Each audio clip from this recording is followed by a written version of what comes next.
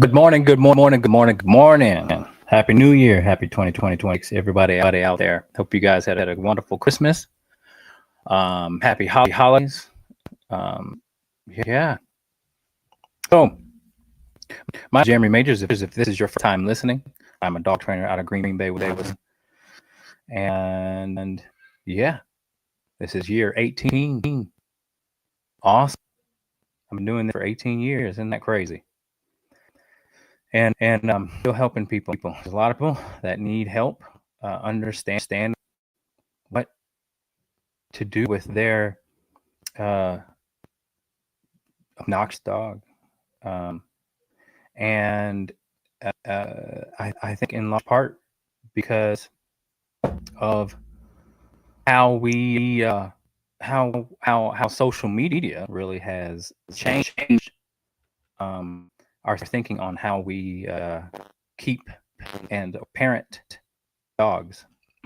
So I'm here to bridge that gap. Those of you who are watching, feel free to ask any question you like about dog behavior. What we'll do here is go over the dog having our kennel current, and also some other stuff, because I do think addressing certain things that has happened is very important. All right, so let's see. What should I do first? Should I address? I had a dog. Yeah, I'll just get into it. Who cares? I had a dog who got away from me and was gone for about a couple of days, and working with this rescue. And I won't mention the rescue's name or the organization's name because I'm not here to badmouth any body, company, or rescue or anything like that. But I do want to address the way that I handle dogs who run away, because I think it's very important to know the behavior behind it, and me and this company that is there to bring dogs back once they go away, once they run away. I do think that there are things that I would do different as far as getting dogs back. Okay. So let me first say that I never had a dog get away from me for that long at all. I mean, it is not very common occurrence that dogs get away from my care. However, this dog was different. This dog was the closest thing I would say to a feral dog that I've seen in a long time, if ever. And it was young too. So know that this dog genetically had a disposition that was very abnormal. Okay, so most dogs, when they do the fence or get away, they come back. All you gotta do is come. But I want to educate people on the psychology of a dog gets out and what to do that's best. Because again, I think that there are things that are unnecessary for certain dogs, and there are some dogs who need the approach that this company was taking. All right, so let's go over. Let's first go into what to do to prevent your dog from getting away from you, and or staying away, and or getting scared. Because the adult part is one or two things happen. The first one being more common approach, which is you let the dog out, the gate is open, and the dog gets away from you, and you get the dog back because the dog's a social dog.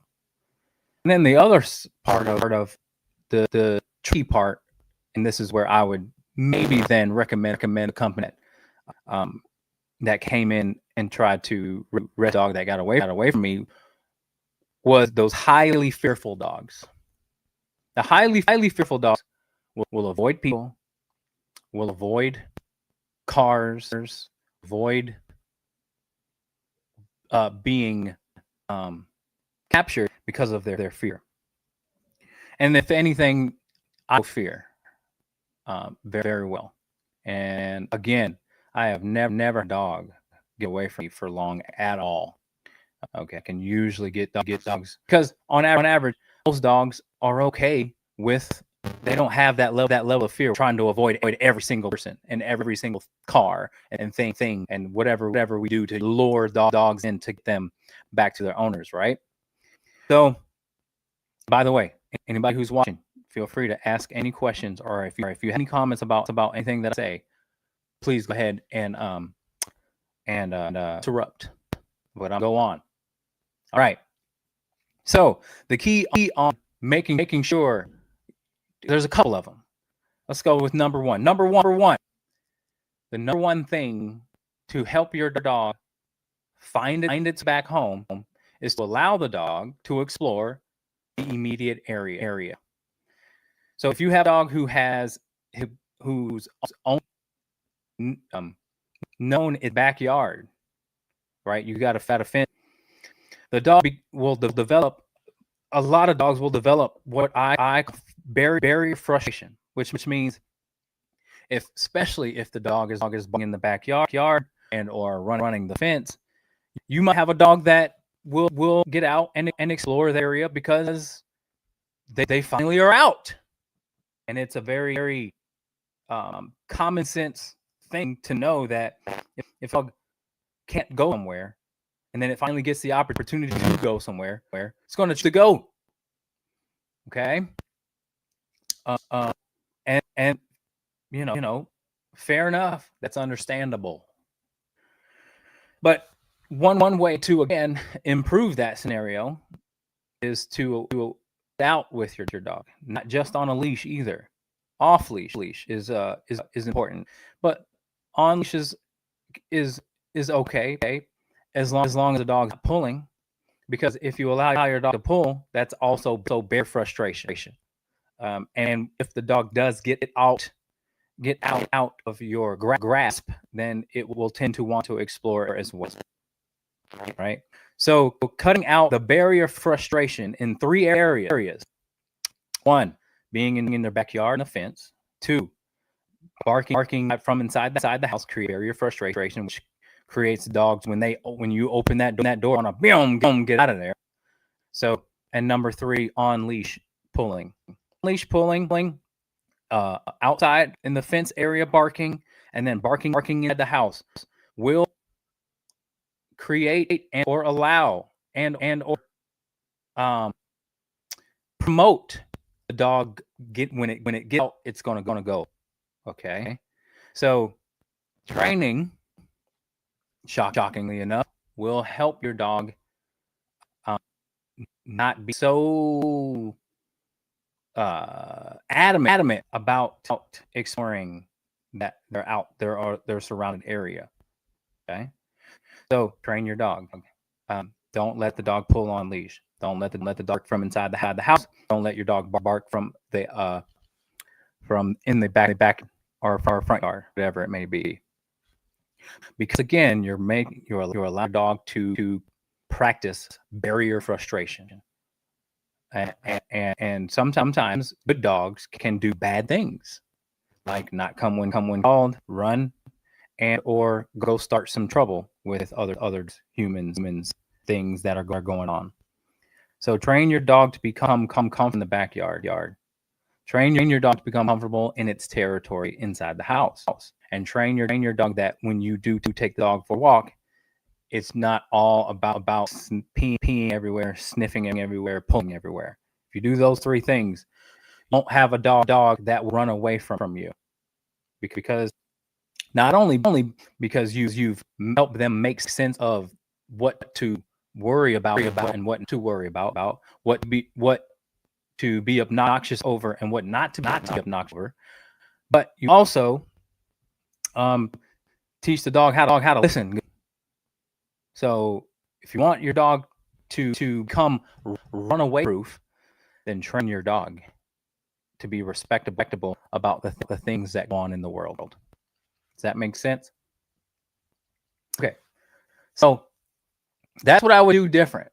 All right. Again, the large majority of dogs are going to be okay with people. All right. And which means it's not going to be that hard to get the dog back. But this organization really promotes don't chase the dog. Don't approach the dog. Even them, they're telling the owners not this, where I disagree with that. I think the owner, most owners have the relationship with their dog that if the owner goes out and says, "Hey, Rover, let's go, come on," then the dog will do so. Now, chasing though is not good. I agree with that. This is what you want to do. You never want to chase. You want to do one of two things to get your dog back, to prevent them from running from you. One, and this is in regards to strangers too. One, don't chase, but bend down, like squat down, and then call them. Wait till they come to you. And or when they do start to move towards you, you walk towards the direction you want them to go. Right?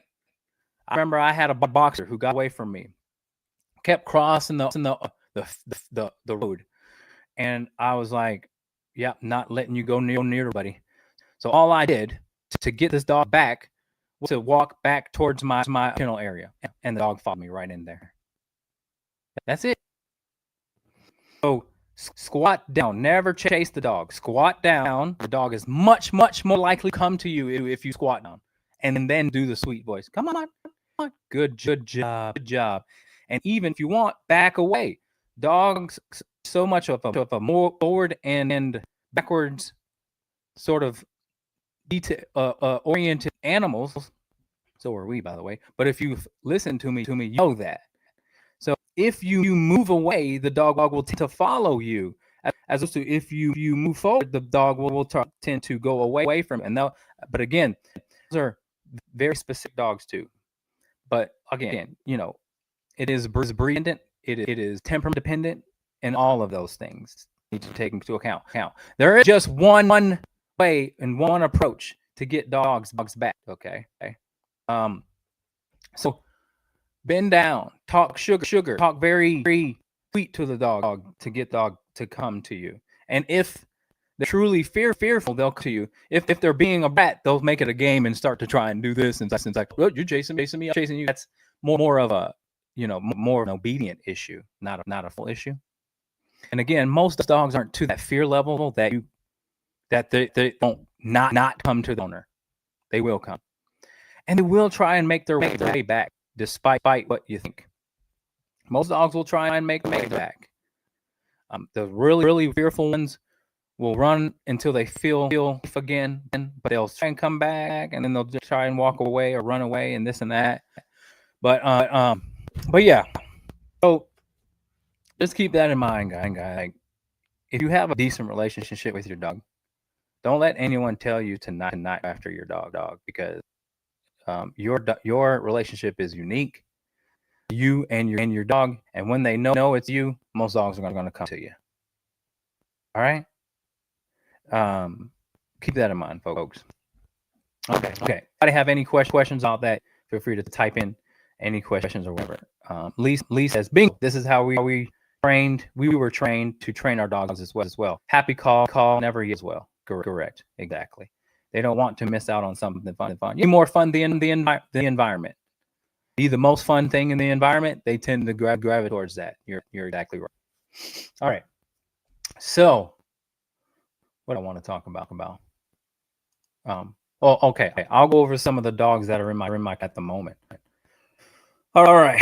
Right now, I have a Australian Shepherd mix who nips guests. About a year and a half old. Name is Moose, and this dog is doing awesome. Smart dogs tend to have the smart dogs, but are head cases. They think, and that's their issue, right? Most that are not as bright will allow certain things to happen, and just be happy, go lucky, and be very social dogs. But have a dog who's a thinker, who's a herder, who's some level, a working dog, you have to take that in consideration, that they are okay being assertive, and they also have to be smart to do their job.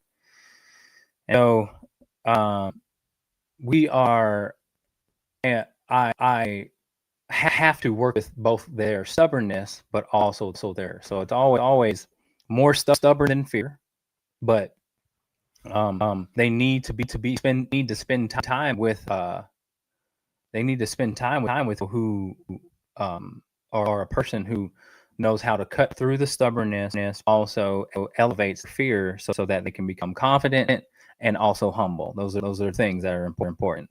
Humility and confidence really makes for a very, very good dog.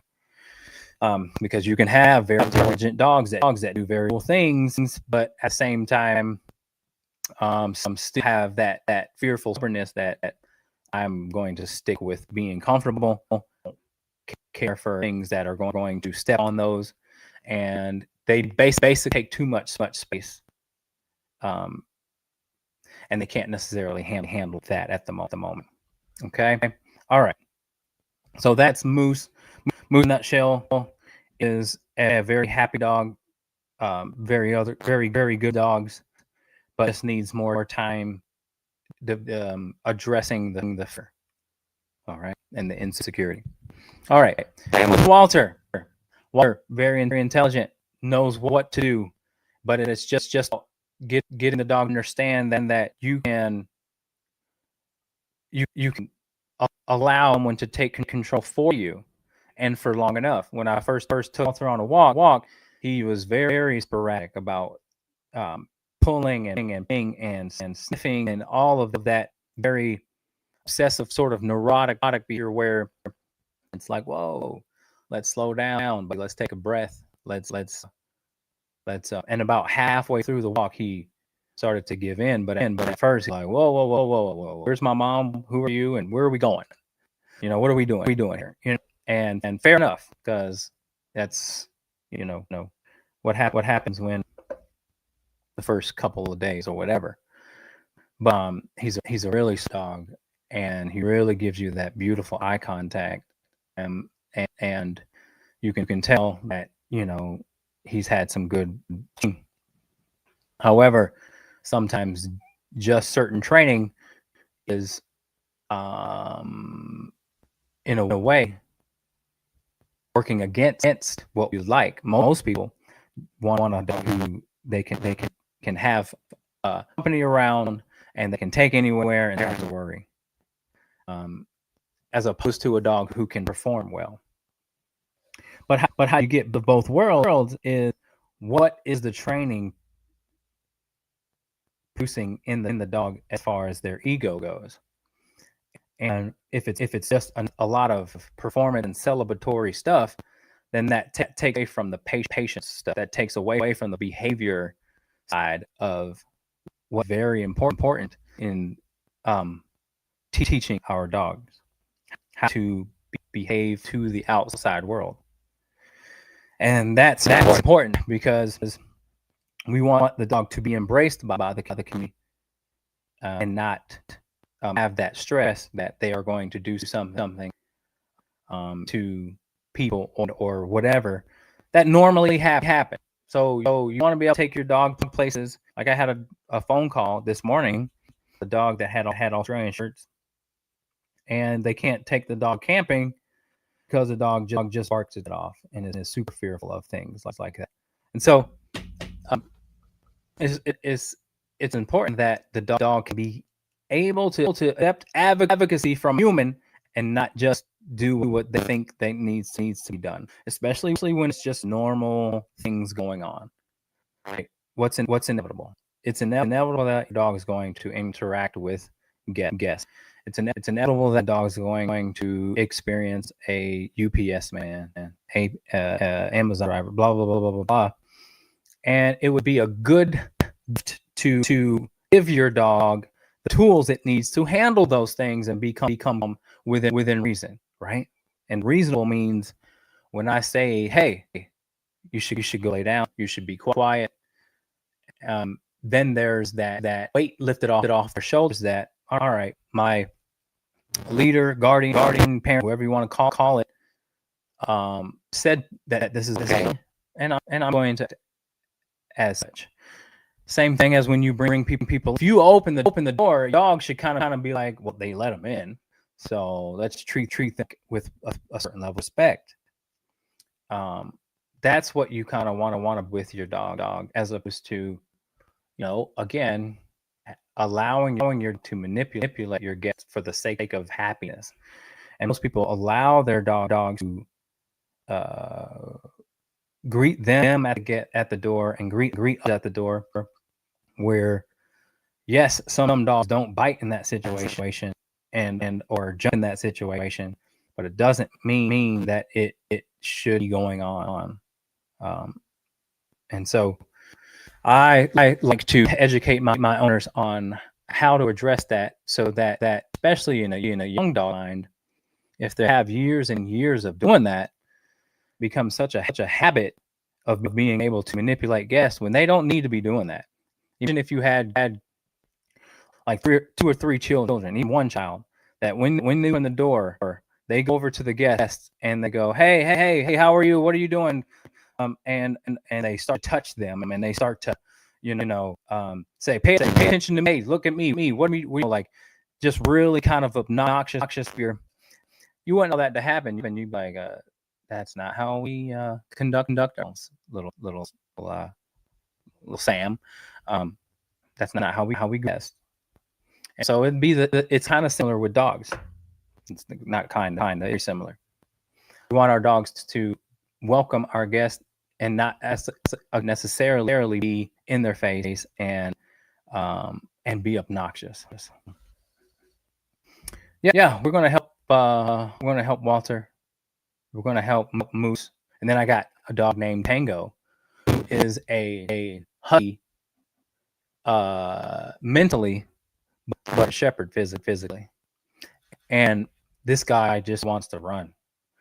I mean, his attention span is like ADHD on 1,000. And so I'm helping him become more patient. So here's something, and I made a video with him that I hopefully am going to share today. But I want him to be able to sit, not be concerned about what's next. Let's go over here. Let's do this. When dogs are in that mindset, they will become crabby if something gets in the way of it.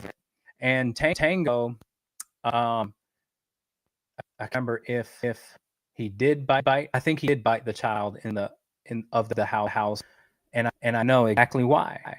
And it's because his brain is just in 1,000 different places where we want to slow the wheels down in his brain, so that he can learn to just relax around the chaos, and not again be so consumed what the environment is doing, if that makes sense. All right, guys, those of you who joined, free to ask any question that you like. All questions are good, so don't be shy. But yeah, those are the 3 dogs I got right now. They're all dogs. They're easy, and I very much so enjoy working with them and getting them out, and day by day, interaction by interaction, helping them become calm, because calmness is going to create clarity. Calmness is going to create the learning, but you can't have learning when there's reactionary behavior. If this means this, if this means, then you aren't able to really out of dog process what's going on. If they have a say in what they do all the time, or more times than not, if they are making decisions they shouldn't be making too soon, then that's when you facilitate insecurity and bad behavior. So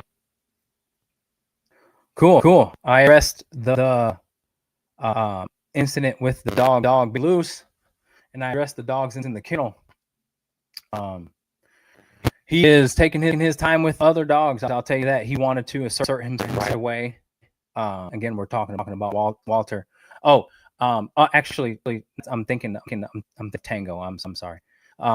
Walter, it was at first, slowly getting into the groove of it. But I don't rush that. My dogs do the reading also for me. If they know that Walt is someone who's shy, they're not going to press the issue. And so we're just taking our time with that. And by today or tomorrow, everything should be a little bit better. But it sometimes just takes time. So yeah. So yeah, I am starving, guys. I gotta go get something. I apologize. I haven't eaten anything today. So that'll for today. That's the update. Feel free to reach out, guys, if you want more dates. But that's where we're at today. I appreciate you guys watching, and we'll see you next week, Wednesday, for another update. Take care, guys.